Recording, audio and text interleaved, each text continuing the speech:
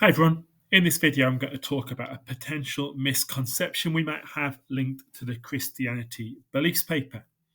And that is to say something like Christians believe good people go to heaven and bad people go to hell. I'm going to take 2 minutes now to improve that sentence to be a more accurate picture of what Christians believe.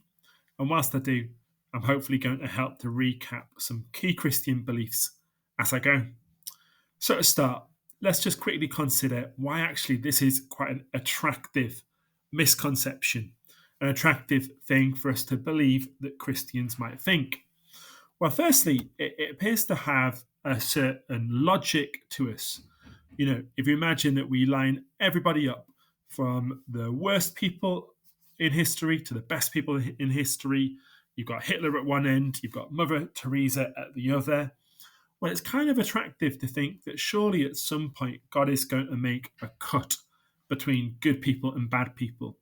Or maybe we imagine the scales and our good deeds and our bad deeds being weighed up. And if your good deeds are heavier, you can go to heaven.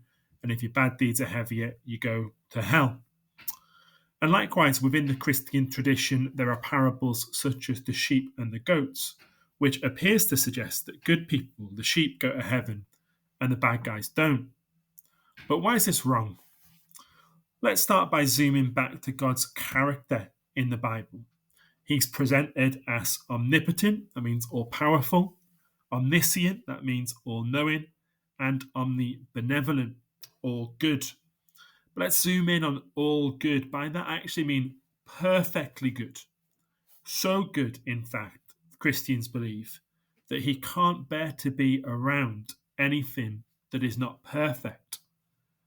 And we see this played out in our creation stories that are part of this topic in Genesis 1 and 2, where initially things are perfect between God and man. God makes it a perfect world, and man and God live harmoniously together. In Genesis 2 and 3, it has a picture of God walking in the garden with Adam and Eve. Things are perfect, but things don't stay that way, do they? In Genesis 3, Eve eats the apple, a sign of disobedience to God's command. Adam eats it too, and humans fall from that state of perfection, and God has no choice but to punish them, which he does by casting them out of the garden. He can no longer be around them. Christians believe in the idea of original sin, that following the pattern of Adam and Eve, we all have this inbuilt flaw in our character. We all have this tendency to sin. So this gets to the crux of the problem.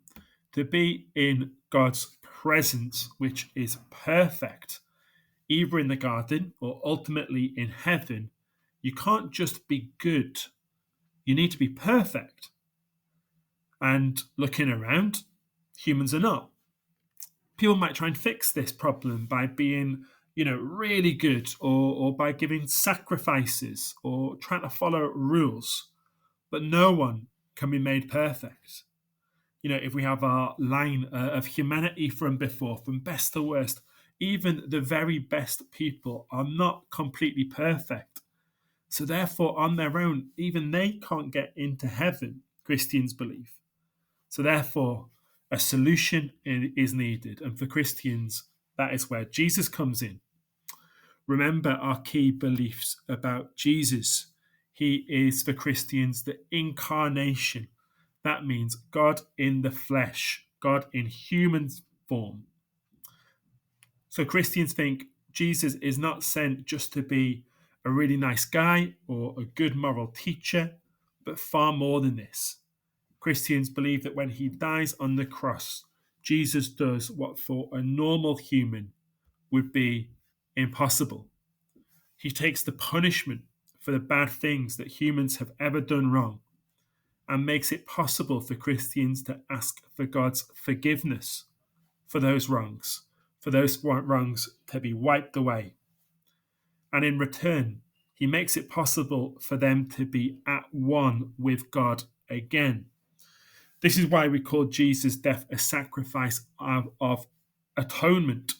If we look at that word atonement, spot the first 5 words. Atonement literally means making humans and God at one, just like they were in the Garden of Eden, and just like Christians believe they will be in heaven. Christians think of this as being something that can only be achieved by grace. That means there is nothing they can do to deserve it. Instead, it is given to them as a complete, unconditional, generous gift from God.